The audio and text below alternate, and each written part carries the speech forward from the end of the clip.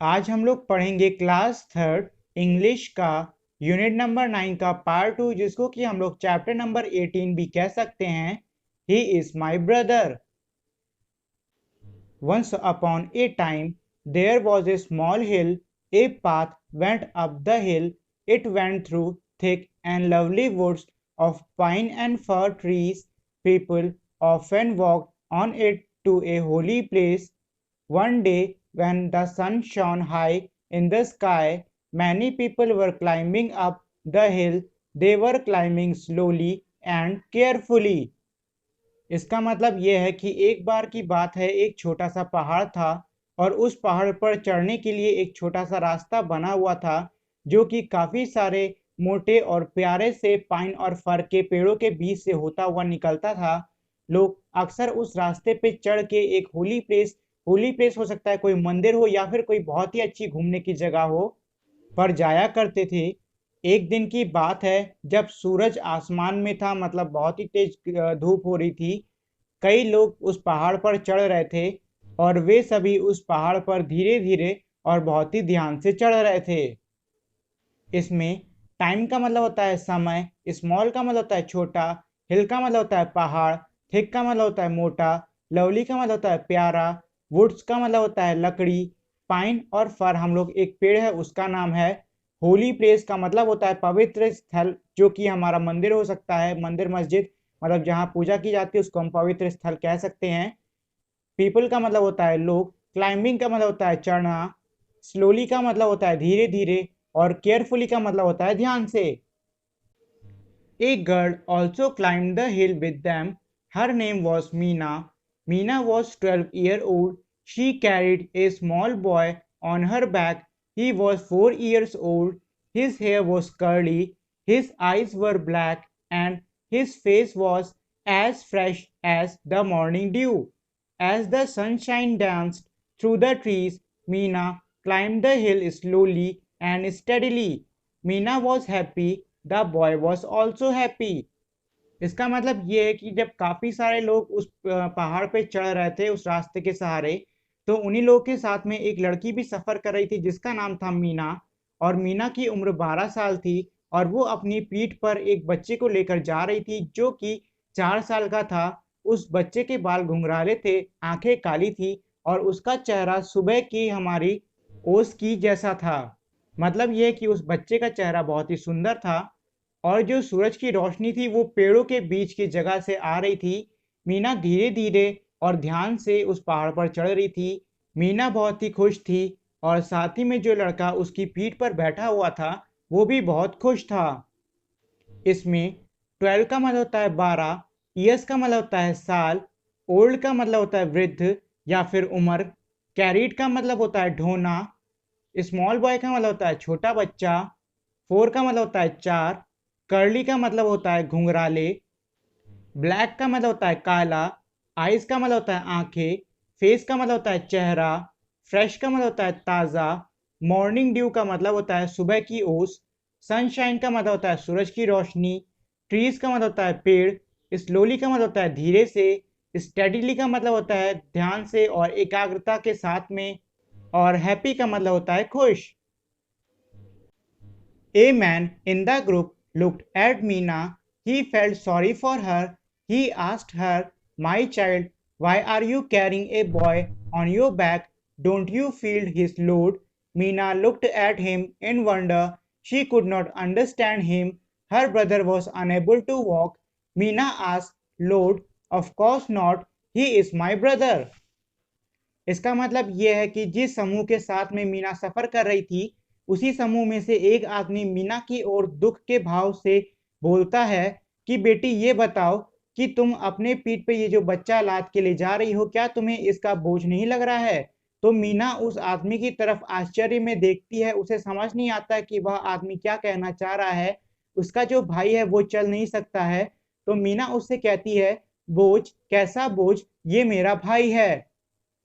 इसमें ग्रुप का मतलब होता है समूह, लुक्ड का मतलब होता है देखना, फेल्ट का मतलब होता है महसूस करना। सॉरी तो वैसे हम लोग माफी मांगने के लिए कहते हैं, लेकिन यहाँ पे सॉरी जो है वो किसी के लिए दुख महसूस करने के लिए इस्तेमाल किया गया है। चाइल्ड का मतलब होता है बच्चा, कैरिंग का मतलब होता है किसी को लाद के ले जाना, बैक का मतलब होता है पीठ, लोड का मतलब होता है बोझ या फिर भार, वंडर का मतलब होता है आश्चर्य, अंडरस्टैंड का मतलब होता है समझना, वॉक का मतलब होता है चलना, अनएबल का मतलब होता है असमर्थ, और ब्रदर का मतलब होता है भाई। तो ये तो थी इस चैप्टर की मीनिंग। आइए अब इस चैप्टर में कुछ क्वेश्चन आंसर्स भी हम उन्हें भी कर लेते हैं। Reading is fun, where were the people going, इसका मतलब ये है कि जो लोग थे वो कहाँ जा रहे थे। तो इसका आंसर होगा the people are going to a holy place, इसका मतलब ये है कि जो लोग हैं वो एक पवित्र स्थल पे जा रहे थे। What did the man says to Meena, इसका मतलब यह है कि उस आदमी ने मीना से क्या कहा। तो इसका आंसर होगा he said to Meena why she was carrying the load of a boy on her back, इसका मतलब यह है कि उस आदमी ने मीना से ये कहा था कि वो बोझ रूपी अपने भाई को अपनी पीठ पे लाद के क्यों ले जा रही है। Why do you think Meena was carrying her brother, इसका मतलब ये है कि आपको ऐसा क्यों लगता है कि जो मीना है वो अपने भाई को कैरी करके मतलब कि अपने भाई को लाद के ले जा रही थी। तो इसका आंसर होगा she was carrying her brother because he can not walk, इसका मतलब ये है कि वह अपने भाई को इसलिए लादे ले जा रही थी क्योंकि उसका भाई चल नहीं सकता था। और आगे बढ़ने से पहले मैं आप लोगों से एक रिक्वेस्ट करना चाहूंगा, वो है ये कि अगर आप लोगों ने अब तक इस वीडियो को लाइक और शेयर नहीं किया है तो इस वीडियो को लाइक और शेयर कर दें, और अगर आप मेरे चैनल पर नए हो तो इसे सब्सक्राइब करके बेल आइकन को भी दबा दें जिससे कि आपको मेरे चैनल के सारे अपडेट्स जल्द से जल्द मिल सकें। Talk time, choose the correct answer, इसका मतलब ये है कि नीचे आप देख सकते हो कि हमारे कई क्वेश्चंस दिए हुए हैं और उन क्वेश्चंस में आंसर की जगह पे उनके 4 ऑप्शन दिए हैं। आपको इन 4 ऑप्शन में से कोई एक सही आंसर चुनना होगा। जैसे कि हमारा पहला है व्हाट वेंट अप द हिल, इसका मतलब ये है कि पहाड़ पे ऊपर की ओर क्या गया था। तो मतलब हमारा जो चैप्टर है उसमें पहाड़ पे ऊपर की ओर ए पाथ मतलब कि एक रास्ता गया था, तो इसमें हम ए पाथ पे टिक कर देंगे। दूसरा है what is the name of the girl in the story, मतलब यह कि कहानी में लड़की का क्या नाम है। तो कहानी में लड़की का नाम है मीना, तो हम मीना पे टिक कर देंगे। इसके बाद है हाउ ओल्ड वॉज मीना, मतलब मीना की उम्र कितनी थी। तो हमारा जो चैप्टर है उसमें मीना की उम्र 12 साल बताई गई है, तो हम 12 पे टिक कर देंगे। और लास्ट है हमारा how old was Meena's brother, इसका मतलब ये कि मीना की भाई की क्या उम्र है। तो इसका आंसर होगा 4 मतलब 4 साल। Let's write fill in the blanks using the correct given word, इसका मतलब यह है कि हमें रिक्त स्थान नीचे जो दिए हैं उनमें भरना होगा ऊपर के बॉक्स में से जो वर्ड है उनमें से छांट छांट कर।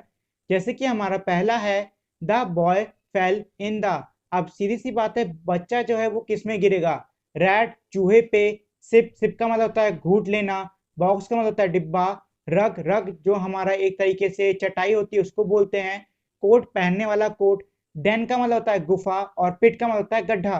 तो बच्चा है वो हमारा गड्ढे में गिरेगा तो हम यहाँ लिख देंगे पिट। उसके बाद है आई, फिर खाली जगह छूटी है, फिर हॉट मिल्क, तो हम दूध के साथ में क्या करते हैं, हम दूध को पीते हैं, तो हम यहाँ लिख देंगे सिप।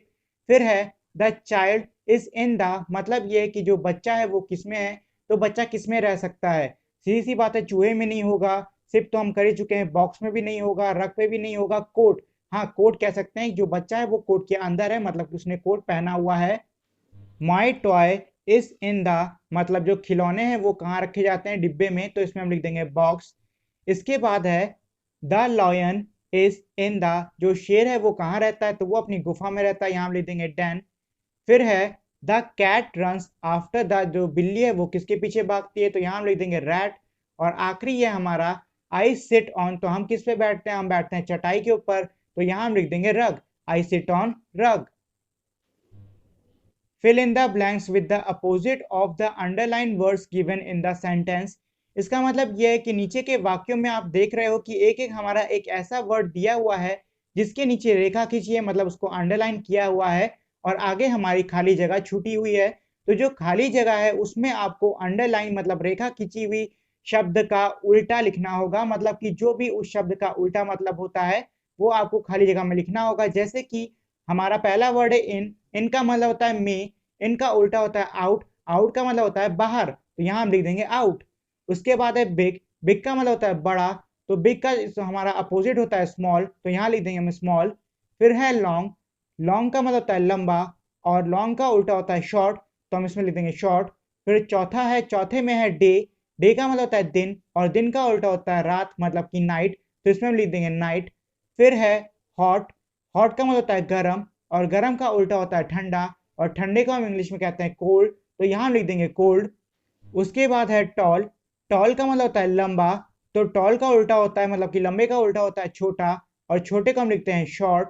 और फिर आखिरी है हमारे इसमें सैड, सैड का मतलब होता है दुखी, और दुखी का उल्टा होता है खुश, और खुश को इंग्लिश में हम कहते हैं हैप्पी, तो इसमें हम लिख देंगे हैप्पी। अगला है team time. What are the difficulties that a child who can't see will face. इसका मतलब यह है कि वह बच्चा जो कि देख नहीं सकता है, आपको क्या लगता है कि उसे क्या क्या परेशानियां आती होंगी, तो आपके हिसाब से जो भी परेशानियां आती हों उसको आपको इसमें आंसर में नीचे लिख देना है। Would you help a child who can't walk to school. इसका मतलब यह है कि क्या आप उस बच्चे की सहायता करोगे जो कि विद्यालय तक चल के नहीं जा सकता है, तो अगर आप करोगे तो इसमें यस लिखो, नहीं तो नो लिख दो। How can you help such a child and make the child feel one of you. इसका मतलब यह है कि आप ऐसे बच्चे की कैसे सहायता करोगे और उस चाइल्ड को मतलब उस बच्चे को ऐसा कैसे महसूस कराओगे कि वो आपसे अलग नहीं है बल्कि आप ही लोग जैसा है। तो देखिए इन तीनों का ही आंसर आपको बहुत ही सोच समझ के लिखना है। आपके मन में जो भी ख्याल आता है, जैसा भी आपको लगता है कि हाँ ऐसा ऐसा होना चाहिए, वो सब इसमें लिख दीजिए। अगर आप तब भी कंफ्यूज हो तो अपने घर में जाके अपने बड़ों से पूछिए, और वो भी ना बता पाए तो अपने टीचर से पूछिए। ये तीनों बहुत ही अच्छे क्वेश्चन है, अगर आप इनका काफी अच्छे से आंसर देते हो तो यकीन मानिए आपके खुद के मोरल ग्रोथ में काफी ज्यादा हेल्पफुल होगा। इसी के नीचे अब हमारी एक एक्टिविटी दी हुई है जो कि एक गेम है, और ये गेम बहुत ही आसान सा है, आप लोगों ने बहुत बार खेला होगा, जिसमें एक बच्चे की आंख पे हम पट्टी बांध देते हैं और फिर वो दूसरे बच्चे को छूता है, और वो जिस बच्चे को भी छू देगा फिर उस बच्चे की आंख पे पट्टी बांधी जाएगी। मतलब पकड़म पकड़ाई टाइप का ही है, बस फर्क ये है कि बच्चों के आंख पे पट्टी होगी। और इसके बाद अब इस चैप्टर में कुछ थोड़ी सी साइन लैंग्वेज दी हुई है। मतलब यह है कि साइन लैंग्वेज में कुछ कुछ हम कैसे हाथ से साइन बनाते हैं। साइन लैंग्वेज हम उन लोग के लिए इस्तेमाल करते हैं जो कि सुन नहीं सकते हैं। अब सीधी सी बात है, अगर वो सुन नहीं पाएंगे तो उनको कैसे पता चलेगा कि आप क्या बोल रहे हो। तो उन लोगों के लिए साइन लैंग्वेज का इस्तेमाल किया जाता है, मतलब कि हम हाथों से कुछ ऐसे इशारे बनाते हैं जो कि वो लोग समझते हैं और उन्हें पता चलता है कि सामने वाला क्या कहना चाह रहा है।